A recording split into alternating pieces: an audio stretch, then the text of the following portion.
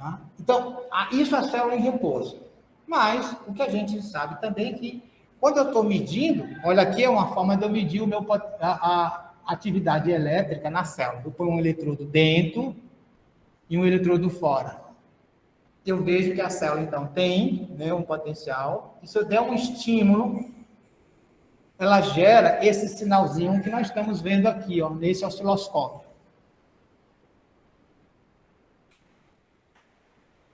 Então, isso aqui é um sinal de um neurônio que dispara espontaneamente a atividade elétrica.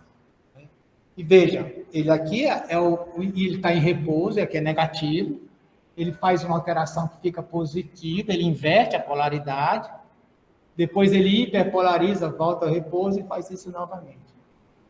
Essa alteração nós vamos chamar de potencial de ação. Então, por que é potencial de ação e o que é que ocorre aí? Aqui são diferentes tipos, né? Eu tenho ali no A, eu tenho 2 tipos de potenciais de ação produzidos por neurônios. Qual é a diferença que a gente tem nesse? Olha, veja, esse aqui é a situação aqui que ele está bem repouso, ele começou, ele aqui era negativo, vamos dizer que seja menos 70, ele foi para cá, chegou a menos 60, aí, olha, ele inverteu a polaridade, voltou, inverteu, voltou, e assim sucessivamente várias vezes. Aqui, qual é a diferença desse para esse? É que essa frequência desse aqui é muito maior do que a frequência do anterior. Certo? Então, o que eu vou ter, né, são células diferentes. Então, todas as células que quando eu dou um estímulo, pode ser elétrico, pode ser mecânico, pode ser térmico, etc. E ela gera, né, esse potencial de ação, eu digo que essa célula é excitável. Então, os neurônios são células excitáveis. As células musculares são células excitáveis. As células musculares estriadas, as células cardíacas são células excitáveis. A musculatura lisa também são células excitáveis. E aí, o que esse grupo de pesquisadores foi propor é que eu poderia representar a membrana celular com, né, este circuito. Imaginando que aqui eu tenho um circuito que eu tenho corrente que vai vir de fora para dentro, né? E esse circuito eu posso ser representado por um conjunto de capacitores e de resistência. Então, aqui, fisicamente, ele está sendo representado desse jeito. Aqui, olha, eu tenho um chamado, quando eu tenho essa pontinha aqui, eu estou falando que essa resistência é variável. Então, ela pode ser zero, né? Ou seja, não passa íon, ou ela pode ter aberto. Aqui eu tenho uma resistência que não é variável, que ela é livre. E, por exemplo, em situação de repouso, eu posso estar representando o potássio. Então, a partir desse modelo, né, é que foi possível, né, tentar fazer uma explicação funcional do que ocorre. Daí, então, né, é que há o salto de qualidade, né, para olhar assim, esse capacitor, que nós já discutimos aqui na aula, né, que aqui eu tenho vários exemplos de capacitores, e a grande questão do capacitor é essa, ele descarrega muito rápido, e carrega também bastante rápido. Então, isso me dá uma ideia para poder explicar o fenômeno do potencial de ação. E aí, o que esses, né, pesquisadores eles tiveram uma sacada muito brilhante, assim, olha, se eu tenho esse circuito, talvez imaginar o que é que está tendo mudança na polaridade, por que não olhar as mudanças nas correntes? Então, eu posso ter corrente de sódio, corrente de potássio, né? Eu tenho corrente de potássio na situação, por exemplo, né, de equilíbrio, ou quando eu tenho a mudança, né, qualquer estímulo. Esse G sempre vai ser a condutância, né? Tá? Então, essa condutância, né, se ela estiver em repouso, a condutância ao sódio é zero.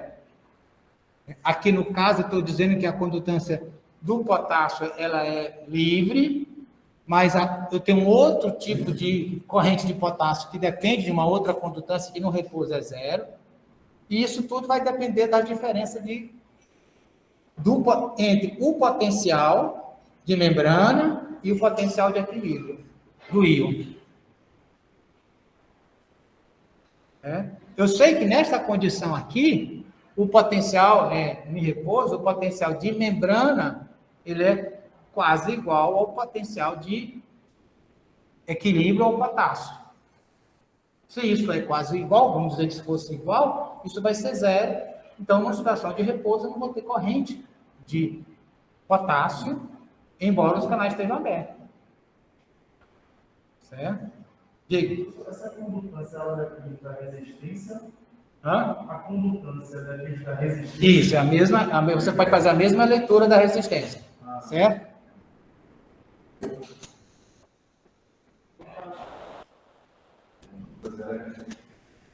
Então, né, o que eles foram propor foi a ideia de que, será se eu mudar a voltagem, é mais fácil eu controlar a voltagem, né, porque eu posso artificialmente definir a voltagem, medir a corrente, analisar a corrente, porque se eu estou analisando a corrente, né, e se mudar essa corrente é porque está vendo um fluxo de carga. E aí eu não estou falando de fluxo de elétron, estou falando de fluxo de íons. Então, o que eu quero saber é se no potencial de ação, o que é que ocorre, né, no fluxo de íons. Né? E aí, olha, daí é que entra o bendito, né, neurônio desse molusco lula importante. Então, isso aqui eu estou representando esquematicamente um molusco, uma lula. Aqui eu tenho um gânglio, que é o chamado gânglio estrelado dela. Esse gânglio estrelado, ele tem, né, o que é que ocorre? Olha, o neurônio está aqui, o axônio vem para cá, e ela precisa ativar isso aqui para poder se locomover. E a lula grande, né, o que é que ocorre? A velocidade de condução tem que ser muito grande, para poder ele se defender do predador. E como aí eu não tenho um neurônio mielinizado, a condução, para poder conduzir rápido, olha o diâmetro do neurônio, do axônio, desculpa, gigante. Então, esse axônio, o buraco dele era tão grande que era possível botar um eletrodo de 1 milímetro lá dentro. Que eram os eletrodos que existiam nos anos 30. Então, por isso é que foi um modelo para se estudar. E daí, muito que a gente sabe, né, é a partir do estudo que, na época, foi possível usar esse tipo. E aí, eles desenvolveram esse sistema, né, que, basicamente, né, o que eu faço aqui é medir a corrente quando eu fixo a voltagem em pontos diferentes. Então, o que é que ocorre numa situação de repouso? A voltagem, né, do lado interno e do lado externo, a diferença é lá, menos 60 milivolts, aproximadamente isso. E se eu botar para ficar menos negativo ou mais negativo, o que é que ocorre com as correntes? Né? Então, foi isso que eles foram, né, estudar. Né? E daí, eu vou fazer agora uns experimentos virtuais para vocês. Né? Este aqui, né, é os simuladores que estão disponíveis nesse site, né, vocês podem baixar. Tá? A gente vai fazer exatamente agora a simulação. Como que a bateria está? Ai, droga, esqueci de botar aqui.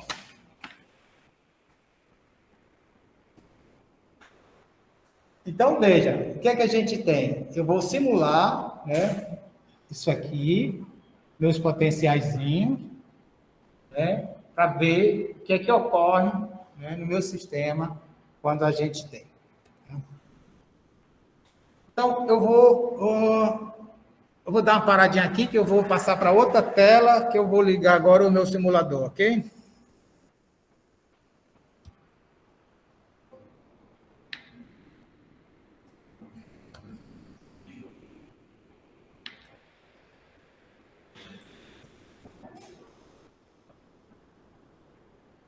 Meu simulador. Questões, turma?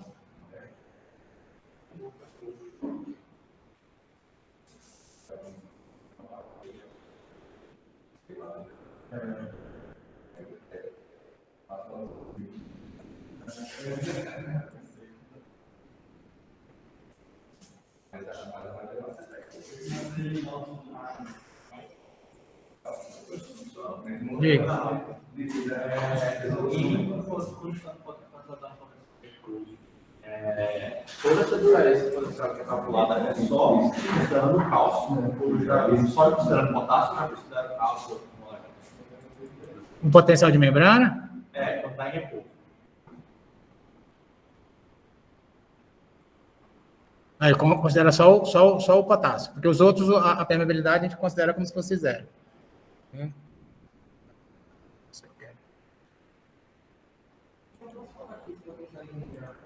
É numericamente igual às cargas que tem dentro da célula que não potássio? Desculpe, só um minutinho, tá? Porque senão eu me perco aqui na...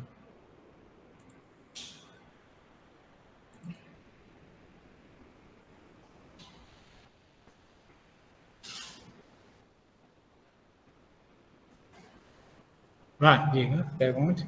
É que o módulo do potencial de membrana é numericamente igual ao módulo das cargas que tem dentro da célula que não potássio? O potencial de membrana, né, de uma célula, ele é o equivalente, ele é similar, porque ele é determinado por isso, pelo potencial de equilíbrio ao potássio. Tá? Aí você vai ter pequenas diferenças.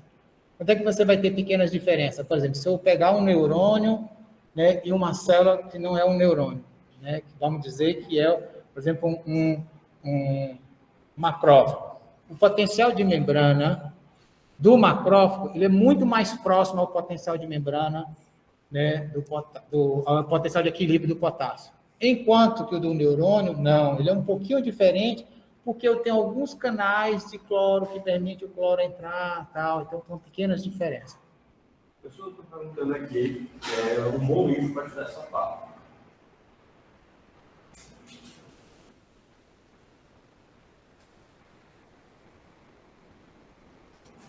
Pode ser o Guyton. Agora, vocês estão vendo aí esse aqui? Essa imagem? Tá bem, né? Então, vejamos. O que eu tenho aqui? Ó? Então, isso aqui é como se fosse um simulador, tá? Então, o que eu tenho aqui são duas coisas, né? Então, imagine, né, veja, aqui embaixo, no canto, né, onde eu tenho aqui eu tenho aqui minha célula, seria aqui. Eu tenho aqui o que vai promover artificialmente uma voltagem, essa voltagem vai ser fixada. E aqui, esse outro, eu vou medir, né, a corrente, certo? Então, veja o que é que eu posso fazer. Eu posso fixar a voltagem, tá?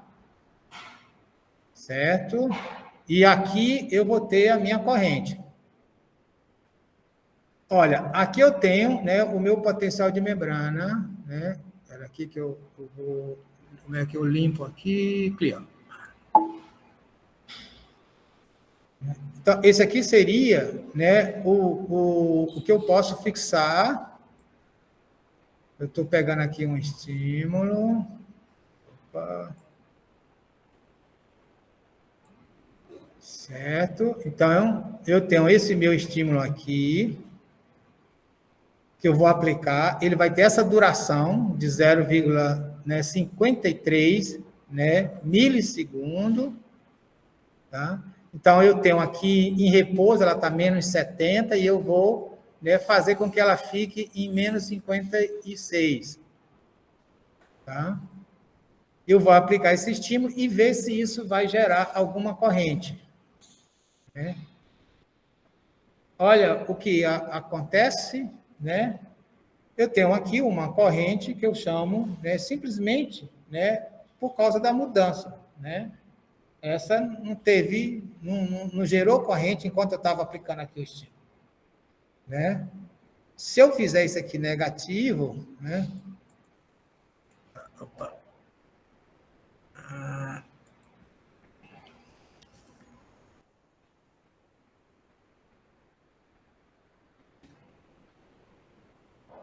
Agora eu vou aplicar um estímulo negativo. Fiz o estímulo. Né? O que ocorre? Mesma coisa. Né? Vou colocar agora um estímulo mais negativo ainda. Vou botar 90. aqui, 90.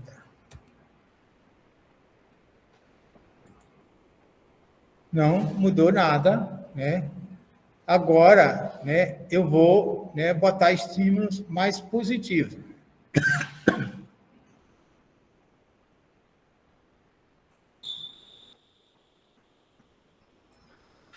Então, estou 70, vou para 61, né? Menos 61. Né? Estou deixando ela menos negativa, a membrana, do que o estímulo. Só tive essa alteração.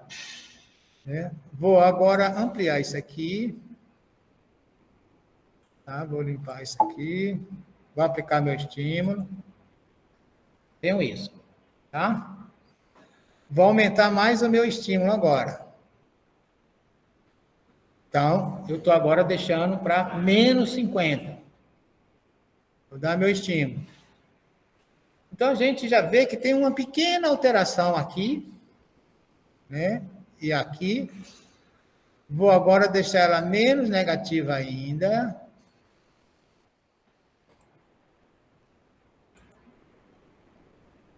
O que ocorre? Eu tenho agora que nesse primeiro momento, logo que imediatamente, eu tenho uma corrente. Como essa corrente tem esse sentido, eu vou dizer que essa corrente é a corrente de entrada. E essa corrente aqui, ela está no sentido oposto, ela é uma corrente de saída. Qual é o comportamento dessa corrente de entrada? Ela aumenta bruscamente para... E depois ela vai desaparecer. E aí eu tenho aqui, ó, corrente de saída. Eu vou aumentar, deixar agora menos negativa ainda. Olha essa corrente de entrada agora foi maior ainda e a corrente de saída. Vou para cá, ó. Mas aí. Então, o que é que eu estou vendo? Que quando eu faço com que a diferença de potencial da membrana, né, ela se torna, né, menos negativa, chega a um determinado momento que gera, né, uma corrente de entrada, certo? No sentido de cargas positivas. Eu poderia pensar corrente de saídas de cargas negativas também, poderia pensar isso, mas eu sei que a carga negativa principal da célula é a proteína, ela não sai. Então, já vou, né, supor que isso é uma corrente de entradas de cargas positivas. E aqui, como eu sei que eu vou imaginar que seja uma corrente de saídas de cargas, né, positivas, porque eu estou vendo, né, sinais inversos. Sendo que essa corrente ela é rápida e e essa corrente aqui, ó, ela é longa, né, e vai até o final do meu estímulo. Então, eu vou pegar esse estímulo aqui e, olha, fazer ele agora com um tamanho maior, certo? Veja que a corrente de entrada ela continua a mesma, mas a corrente de saída, ó, continuou enquanto o estímulo eu fiz artificialmente a membrana ficar menos negativa.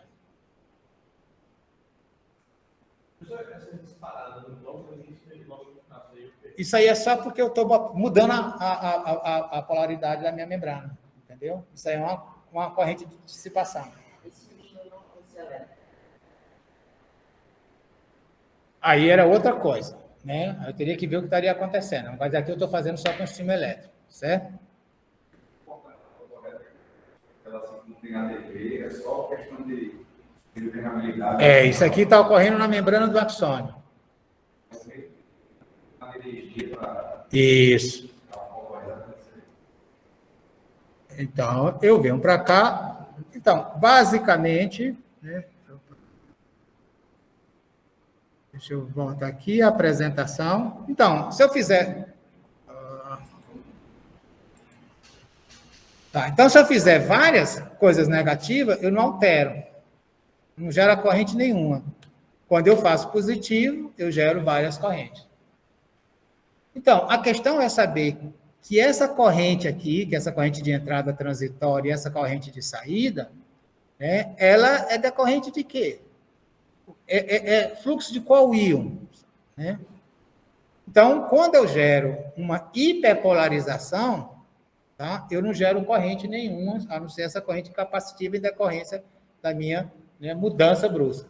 Se eu gero uma despolarização, ou seja, eu deixo a célula menos negativa, eu gero essa corrente de entrada e essa corrente de saída. É isso até agora que eu sei. Né? Agora, saber quem é que está fazendo o fluxo disso. Essa corrente de entrada, ela depende da intensidade, né, da despolarização que eu coloco, mas se eu coloco essa corrente muito positiva, ou essa diferença muito positiva, essa corrente de entrada, ela até desaparece. Ó. Tá? Enquanto que a corrente de saída continua. Isso faz supor a seguinte questão. Olha, se eu fizer o cálculo olhando a diferença de concentração do sódio no meio, na parte externa e na parte interna da membrana, eu vou ver que o potencial de equilíbrio ao sódio, ele vai ser positivo e ele vai ser em torno lá de 40, né, em torno lá 30 a 40, né, milivolts positivos. Então, por isso que quando eu estou pondo aqui, ó, a corrente de entrada desaparece. Porque eu estou botando uma diferença igual ao potencial de equilíbrio ao sódio. Isso, então, não vai gerar fluxo de sódio. Então, a hipótese é que essa corrente de entrada, ela é dependente de sódio. Né? Então, está aqui, esse gráfico aqui é como se eu tivesse as duas correntes. Uma corrente, a parte inicial, que é a corrente de entrada, e a parte final, que é a corrente de saída. Então, como os meus íons mais concentrados que tem na parte interna e externa da membrana é potássio e sódio, eu vou supor, né, que isso seja corrente de sódio e corrente de potássio. Né? Então, é isso que eles, né, na época, eles foram investigar. Então, está aqui, eu tenho as duas correntes, né, e essa corrente de entrada, a gente sabe que ela é decorrente do sódio. E por que a gente sabe que ela é decorrente do sódio? Porque esse peixinho aqui, que todos vocês conhecem, o baiacu, já se sabia lá do século XIX que existia essa substância nele, que a molécula dela é essa aqui, e ela bloqueia passagem, né, de sódio pela membrana.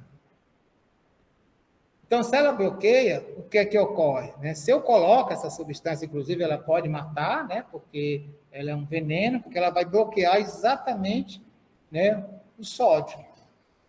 Então, quando eu uso, né, eu pego essa substância e coloco no meu experimento, veja, deixei mais negativo, menos negativo, desculpa, gera a corrente de entrada, a corrente de saída.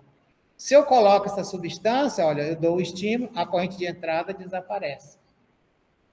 Então, isso é uma demonstração clara, né, de que essa corrente de entrada aqui é fluxo, é um influxo de sódio.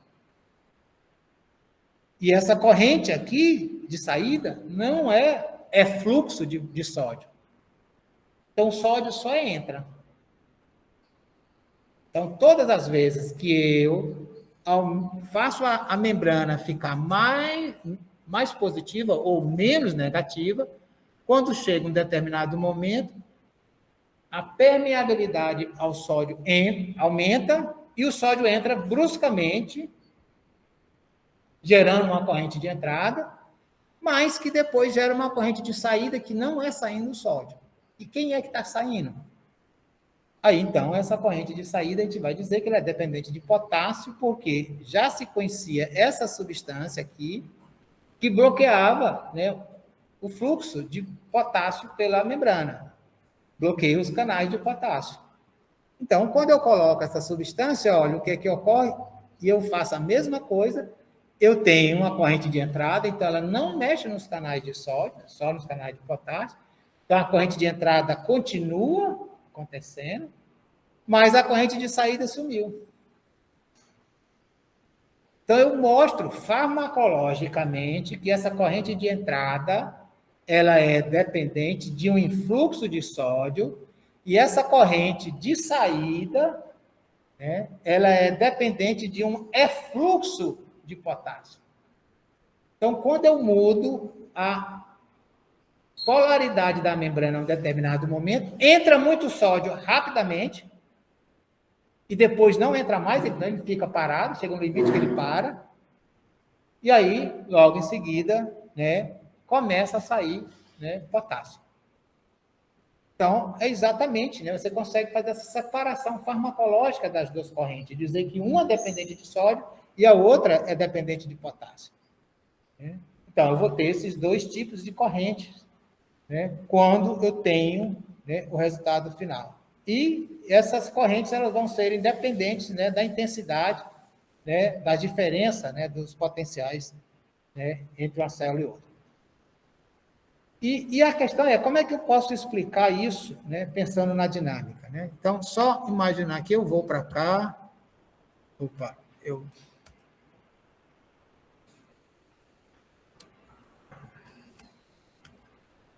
Vou voltar aqui para o...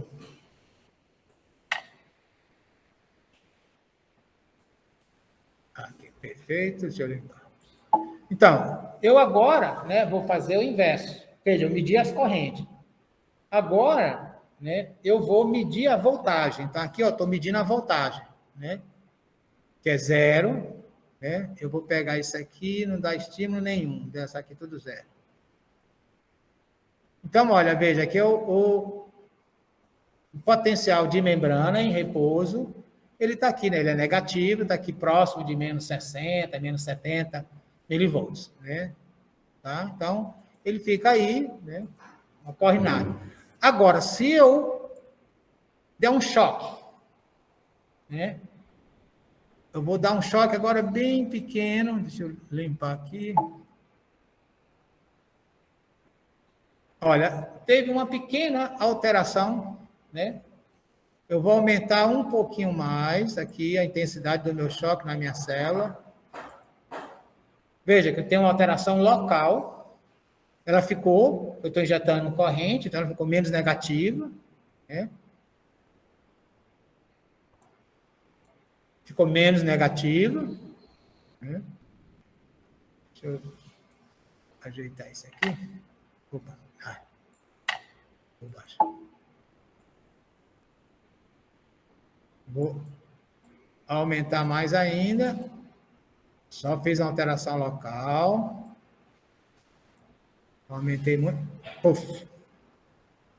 Então, olha, chega um determinado momento, eu vou limpar. Eu dei aqui, 5 do... Tá? Não teve alteração. A alteração foi local. Vou botar agora para 5,5. Não, 6. Né? Está aumentando. Aí agora eu fiz essa alteração. O que ocorreu? Olha, alteração local, aqui era menos 70, alterou, chegou nesse valor aqui, a corrente de entrada rápido. Então, ocorreu uma inversão da polaridade, ele era negativo, ficou positivo de uma forma rápida, e depois, né, ela repolarizou, e essa repolarização ficou, inclusive, menos do que era negativo, e depois voltou. A gente sabe que isso aqui é decorrente de um influxo de sódio, e isso aqui de um efluxo de potássio. Ok? Então, voltando lá para o nosso diapositivo.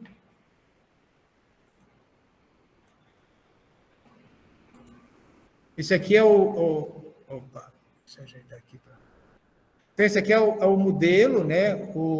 Aqueles pesquisadores, o Hodgkin e o Raptis, na década de 30, né, eles fizeram, né, um modelo matemático para explicar. Então, hoje a gente usa essas equações, são equações diferenciais que, basicamente, o que eu determino é as condutâncias. Na época, eles não sabiam nada de canais iônicos, eles chamaram de portões, né? Mas hoje a gente sabe, né, que isso são os canais iônicos. Então, quando eu dou um estímulo que gera isso aqui, é exatamente uma representação de que eu tenho um influxo de sódio para o influxo e depois tem um efluxo de potássio. Então, a questão é, por que tem um influxo de sódio? O que é que vai fazer o sódio entrar? É que a membrana agora ela ficou permeável ao sódio. Se ela ficou permeável ao sódio, significa que eu tenho lá uma proteína transmembrana que mudou a sua conformação e permite agora a entrada de sódio. E essa membrana, ela tem uma particularidade que faz com que a cinética de entrada do sódio seja rápida. Aí eu tenho um influxo de sódio. O sódio entra, a célula vai ficando, então, mais negativa, e chega a um determinado valor, o sódio deixa de entrar. Por que é que o sódio deixa de entrar? Porque essa proteína transmembrana que abriu, fechou de novo. Bloqueou. Mais positivo. Certo? Mais positivo. Ela passou do zero, né? Ficou mais positivo, aí fechou. E aí, outras proteínas transmembrana, que são canais dependentes, são canais de sódio, abrem, canais de potássio, abrem, e o sódio não sai, porque o canal está fechado. Então, abre o canal de potássio e aí o potássio sai. Sai por quê? Porque a membrana está mais positiva agora, porque entrou muito sódio. Aí quem sai é o potássio. Aí o potássio sai. Aí fica meio de desequilíbrio, né? Mais sódio dentro e potássio saindo.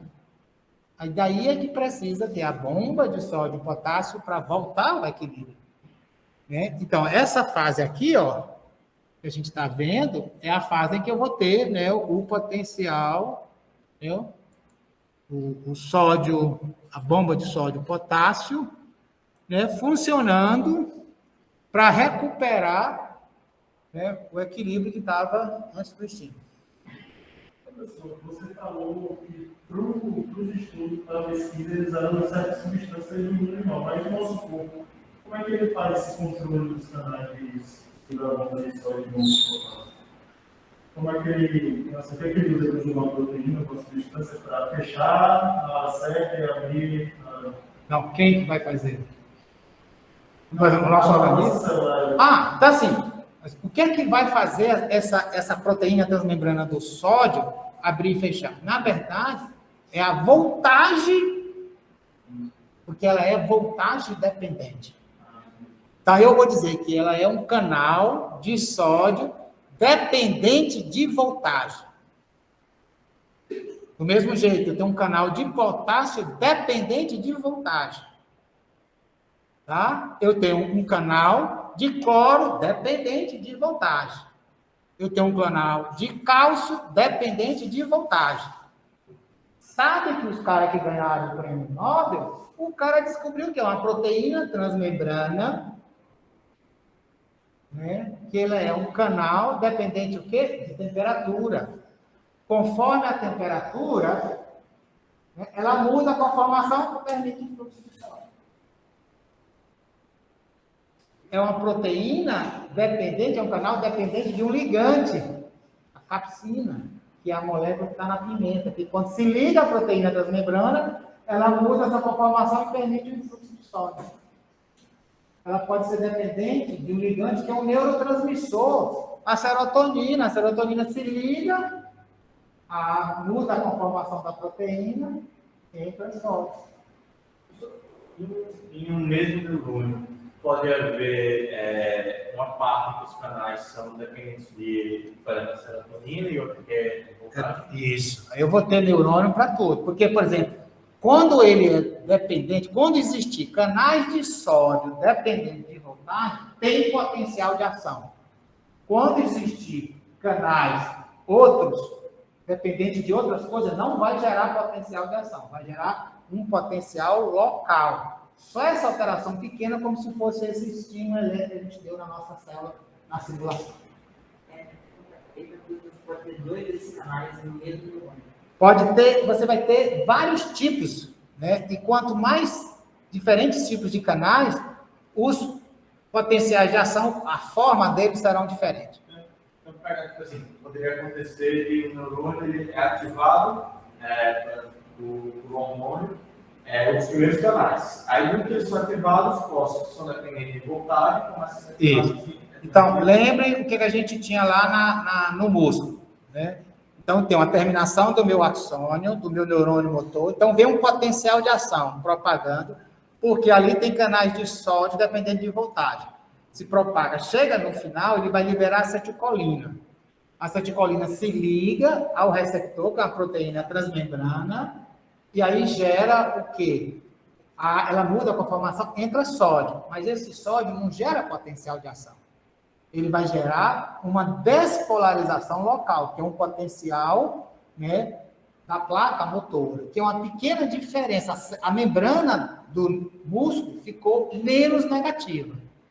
Se a quantidade de acetilcolina for suficiente para gerar uma alteração na polaridade da membrana, que atinja o limiar dos canais de sódio dependente de voltagem da célula muscular, aí gera um potencial de ação na célula muscular e esse se propaga por toda a célula.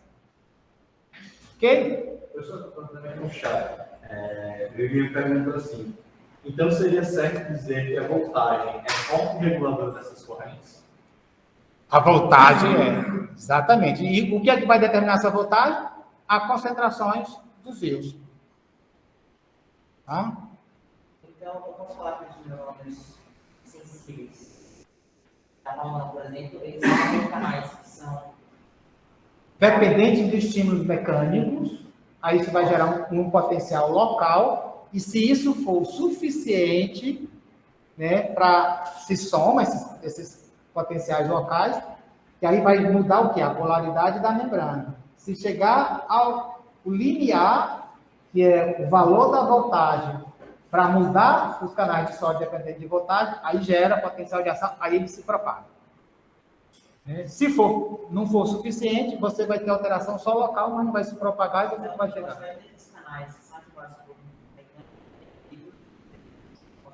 Isso. Não, no terminação da axônio, que é a axônio, né? Não é DD.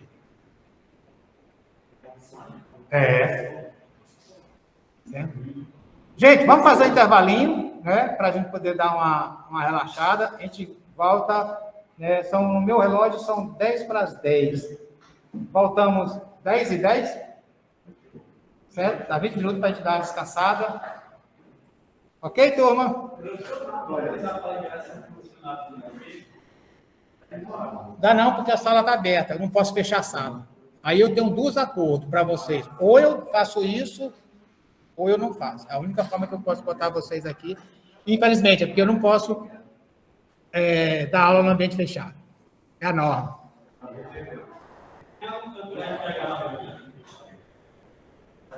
Acho que tem lá embaixo.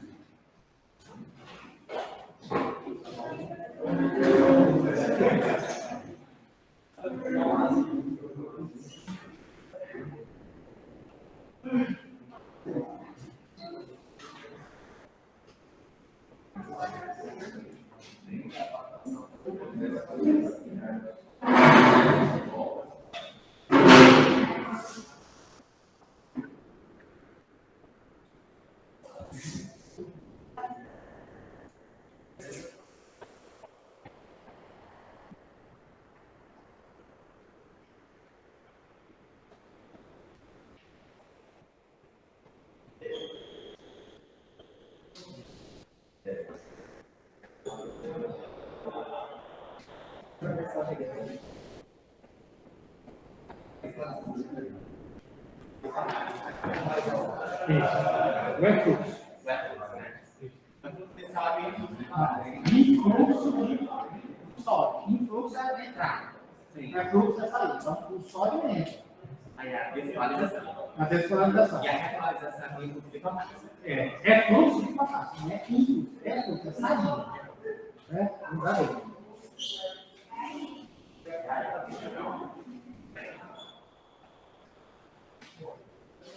Diga.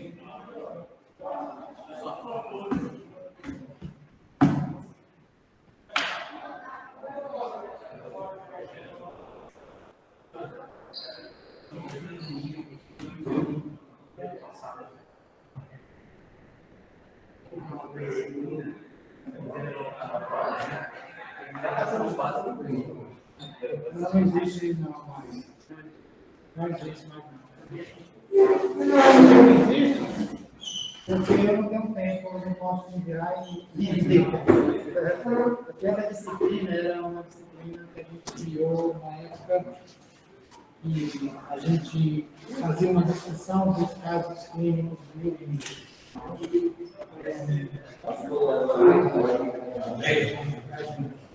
a gente fazia assim, a turma fez a assinatura dos livros, que é uma vez por semana, todos os casos que a gente deu livro, fazer assim, os principais artigos, assim, dizer o que aconteceu, né, na revista, e selecionar quais os artigos considerados importantes e que a turma tivesse função de acompanhar. Tinha gente de vários períodos, mas o pessoal do primeiro, do segundo, do terceiro, tinha gente lá da quarta, era mais assim, aí o pessoal do grupo mais também, são muito mais pode chamar a atenção, mas se você não vê, você já vem casa assim, então aí a gente discutiu várias coisas, por exemplo, discutiu lembra, muito, na época estava tendo requisito de desarmamento. Então saiu o pessoal da pediatria, do livro, eles defendendo a regulação das armas nos Estados Unidos, a principal causa de morte e acidente grave em criança era acidente grave no fogo em casa. Porque todo mundo tem essa criança, né? Então, eles dizem assim, não vamos preocupar, né, que é a performance, as crianças estão morrendo, porque os pais têm muita arma de fogo, porque lá já é errado, tem assim, você vai no mercado, você pode comprar qualquer e isso, a criança tem acesso a tudo que ela então, ela diz assim, aquilo desse, que queria, né, discutia. Então, assim, saiu uma revisão de dentro. Ou a questão que a vida está fazendo bem. Aí a gente discutia a regra de dentro. Era uma revisão sobre desenvolvimento de hipertrofia cardíaca. O atleta e da doença. Porque tem diferença de um do outro. Entendeu? Então, ela disciplina que a gente usava isso, mas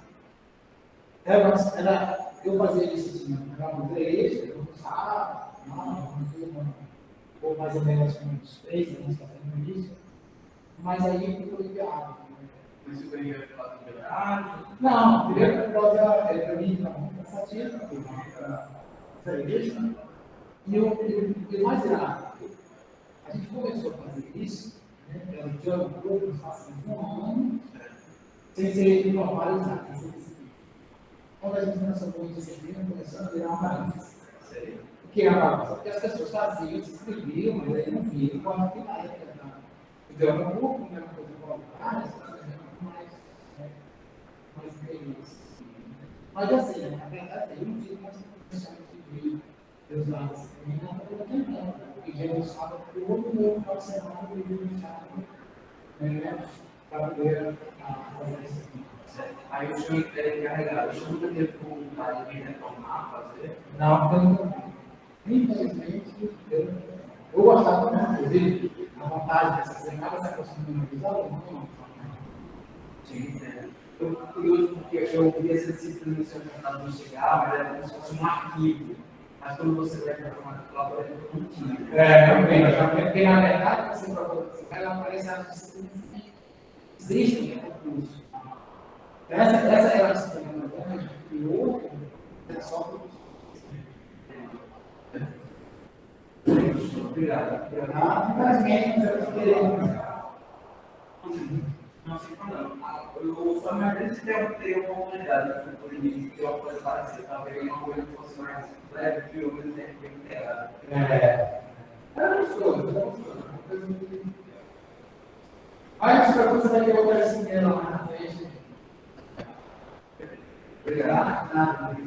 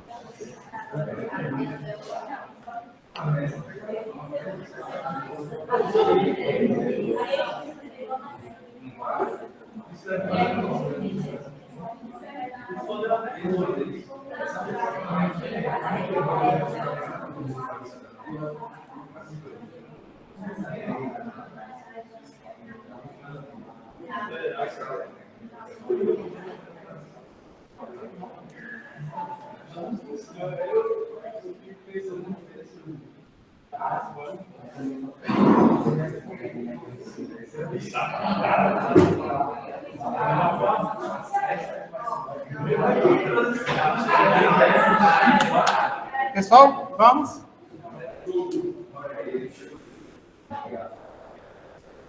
Pessoal aí em casa, tá ok?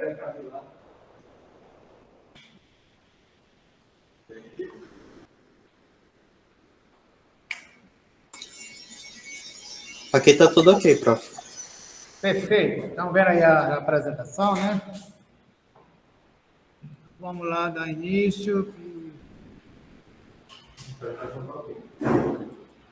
Tá. Então, vejamos. Nós vimos, por enquanto, duas coisas. Uma, potencial de membrana. Zero na bateria, ela tem uma polaridade. Essa polaridade, ela tem algumas características importantes. Primeiro, ela tem acúmulo de cargas negativas por causa das proteínas. A membrana é semipermeável, tendo, em condições de repouso, flexibilidade para a entrada de potássio, desculpa.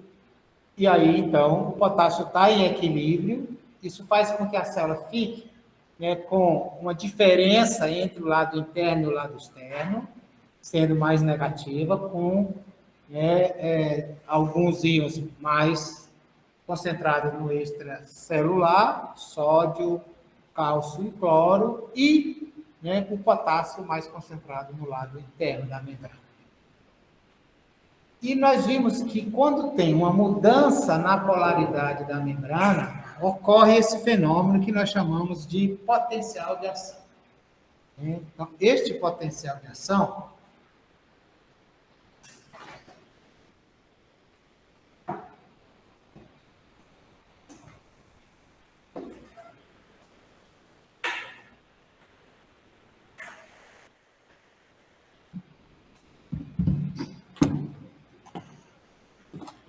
só um minutinho, só me ajudar eu mexer mais o mouse e não mexer muito minhas costas que já estão doendo.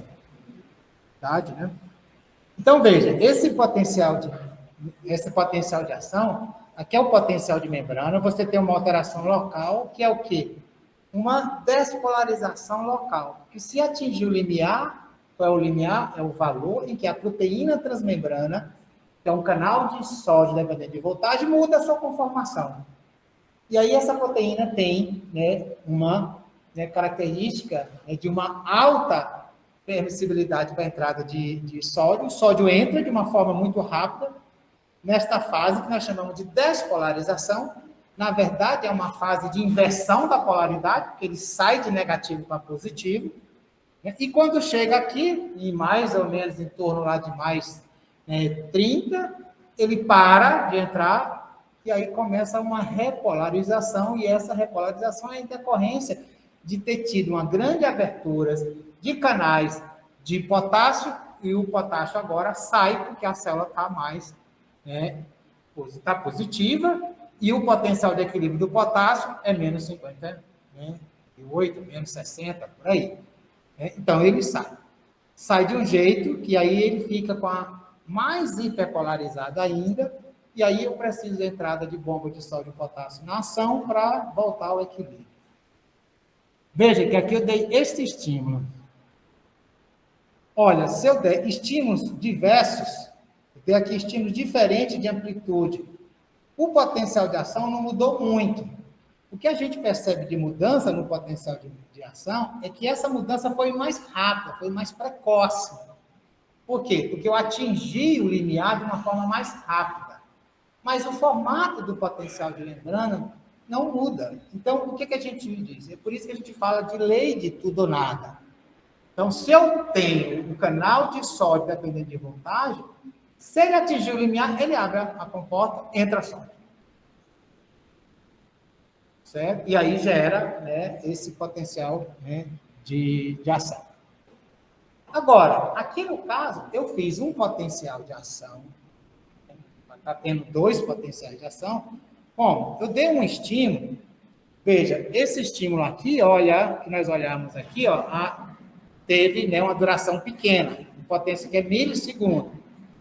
Eu dei uma duração agora aqui grande, gerou um potencial de ação e continuei mexendo. Aí, ó, hiperpolarizou, aí foi tendo uma despolarização local, chegou de novo, ó, fez um outro potencial de ação. Vocês percebem que esse potencial de ação aqui, olha, ele é de menor amplitude do que esse. Ó, o que acontece? Acontece que aqui, né, eu tenho a ação da bomba de sódio e potássio, eu vou tentando repor o sódio para fora e o potássio para dentro, eu estou tentando reequilibrar. Quando chegou o reequilíbrio, permitiu gerar um outro potencial de ação. Por que a amplitude foi menor? Porque eu tenho menos sódio. Eu ainda tenho resquício de sódio dentro da célula. Por isso, né, que isso ocorre. Então, o que é que ocorre? O potencial de membrana, ele é dependente do potássio. A amplitude do potencial de ação é dependente das diferenças de concentração de sódio. Ok? E agora foi que eu fiz, olha, eu dei um potencial de ação agora muito alto. A amplitude é muito maior do que esse. Ó, neste caso, a amplitude foi essa aqui, gerou 2 potenciais de ação. Aqui, olha, a amplitude foi muito alta, gerou 3 potenciais de ação. Veja que as diferenças de amplitude são menores, porque eu tenho uma diferença agora de concentração, ainda tem um sódio dentro da parte externa, parte interna da membrana.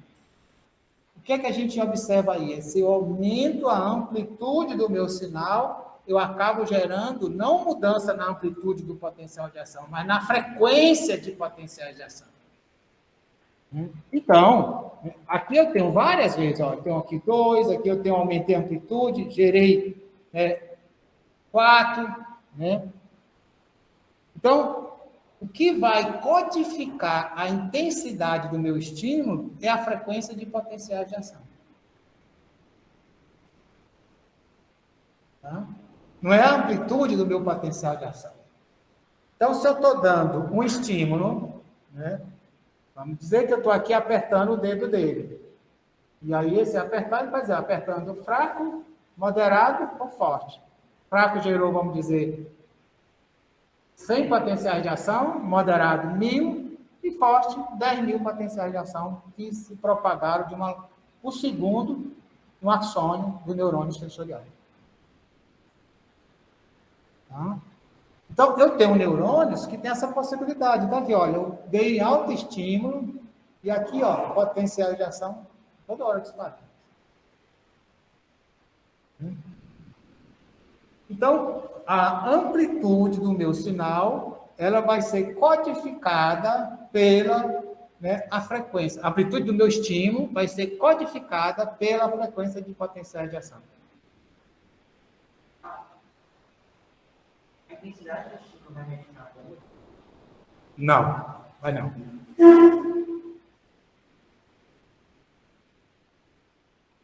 Agora, eu tenho diferentes tipos de potenciais de neurônios, né? Então, veja, este neurônio aqui, olha, eu dei um estímulo, gerou um potencial de ação. Este outro neurônio, eu dei um estímulo, gerou um e continuou disparando. Qual é a diferença deste neurônio para este neurônio? É porque este neurônio, ele tem uma propriedade que é de autoexcitação. Toda vez que gera um potencial de ação, ele fica gerando um potencial de ação constante. Ele não para nunca. As células do miocárdio são assim. Ou seja, eu tenho, né, os cardiomiócitos lá dos neurônios, do nódulo sinoatrial e do nódulo atrioventricular, e eles disparam espontaneamente. Certo? Outros só vão disparar se eu tiver um estímulo. Mas o outro, se eu der um estímulo, ele continua disparando até ter um estímulo para ele parar. Agora, o que ocorre mesmo na vida real? Então, a gente vê aqui da seguinte forma. Então, imagine, isso aqui é um neurônio sensorial. O corpo do neurônio está lá no gânglio, né? Então, esse gânglio aqui tem um axônio para cá e o outro axônio. Esse aqui, que vai formar a sinapse dentro da medula, esse vai para a periferia. Esse aqui, por exemplo, ele está inervando aqui uma fibra intrafusal. Para quem viu da prática de muscular, o reflexo de estiramento, quando eu faço o reflexo de estiramento, quando eu estiro o músculo, eu estou o quê? Eu estou pressionando mecanicamente as terminações aqui desse axônio. E aí eu tenho, nas terminações desses axônios, proteína transmembrana que são sensíveis ao estímulo mecânico, que são dependentes do estímulo mecânico. Então, o que é que ocorre? Eu gero aqui um estímulo mecânico, fiz o estiramento do músculo, eu fiz uma pressão mecânica sobre essas terminações aqui, as proteínas transmembranas que aí estão presentes, mudam a sua conformação, permite um influxo de sólido, mas de pouca intensidade. Isso gera aquilo que a gente chama de alteração local. A célula ficou menos negativa, que é o potencial receptor. Não é ainda potencial de ação, certo? É potencial receptor. Se esse potencial receptor for numa intensidade grande e chegar até essa zona aqui, que a gente chama zona de disparo, essa zona aqui é onde eu tenho canais de sódio dependendo de voltagem. Eu não tenho um canal de sódio dependendo de voltagem aqui. O estímulo mecânico não alterou os canais de sódio dependendo de voltagem. Ele alterou os canais de sódio dependendo de estímulo mecânico, que tem uma outra conformação, né? Ele não tem uma cinética rápida, a cinética é lenta, mas gera o potencial receptor. Se esse potencial receptor atingir o limiar, aí gera potencial de ação. E esses potenciais de ação vão se propagar aqui pelo axônio até chegar na medula, vão fazer aqui na sinapse e liberar o neurotransmissor. Se eu aumentar de intensidade o estímulo, eu aumento a amplitude do meu potencial receptor, que é o potencial local. Com isso, eu gero a frequência de disparo de potenciais de ação. Mas a frequência vai ser maior de propagar potencial de ação daqui, maior número de neurotransmissores vão ser liberados. Se eu aumentar tanto a amplitude como a duração, mais ainda eu aumento a frequência de disparo de potenciais de ação, mais potenciais vão ser propagados, mais neurotransmissores vão ser liberados. Ficou claro? Então, eu tenho dois tipos de potenciais. O potencial local, que pode ser um potencial receptor, que é quando eu tenho a terminação no receptor, ou potencial pós-sináptico, nós vamos ver logo em seguida, e eu tenho um potencial de ação. O potencial de ação ele vai ser mais ou menos largo, aqui ele vai ser curto, ele vai ter uma duração breve, ambos. Aqui ele pode se somar, aqui não, aqui é lei de tudo ou nada. Aqui ele tem, ele pode ser hiperpolarização ou despolarização. O potencial de ação sempre vai ser despolarização. Aqui ele é ativo e aqui ele é passivo. Porque se ele ocorre, ele vai acontecer sempre. E potencial de ação vai acontecer no axônio. Ok? E como é que esse potencial de ação ele vai se propagar nesse axônio? de duas formas, né? Ou saltatório ou ponta a ponta, né? Se é mielinizado ou não. Então, o que eu vou ter aqui, ó, nos dendritos, que é a entrada, né? Isso aí vai ser potencial local, não vai ser potencial de ação. No corpo da célula, não tem potencial de ação. Vai ter potencial de ação aqui, ó, no segmento aonde está, né, o acoplamento do axônio no corpo da célula. Aqui é uma região rica de canais de sódio dependendo de voltagem. E aí todo o resto do axônio tem canais de sódio dependendo de voltagem. Então aí é que vai acontecer o potencial de ação.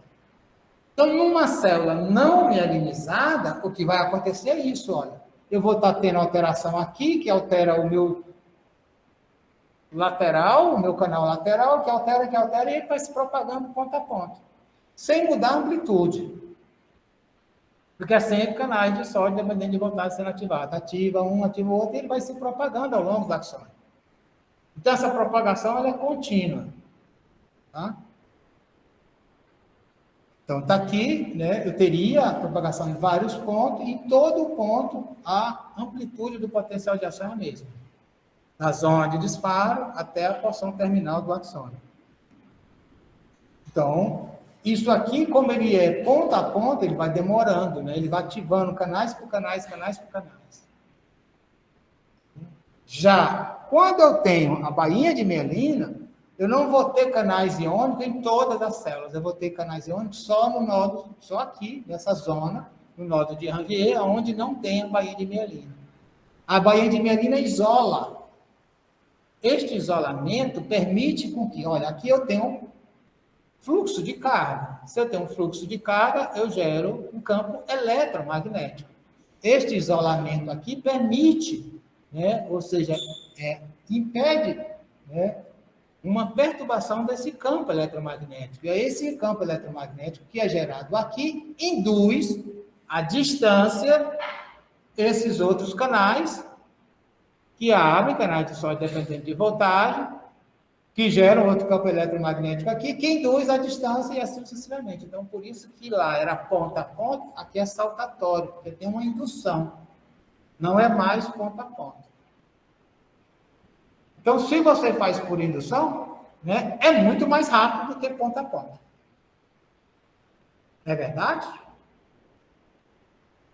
Então, veja que essa estratégia da bainha de mielina, né, faz com que a velocidade seja ultra rápida no axônio mielinizado. Então, aqui seria, né, eu iniciaria o estímulo simultâneo nos dois. No segundo momento, ele ainda estaria aqui não está, porque aqui deu um salto por indução, aqui estaria aqui, mas aí por um salto já estaria aqui. Então, é muito mais rápido, né, a condução saltatória.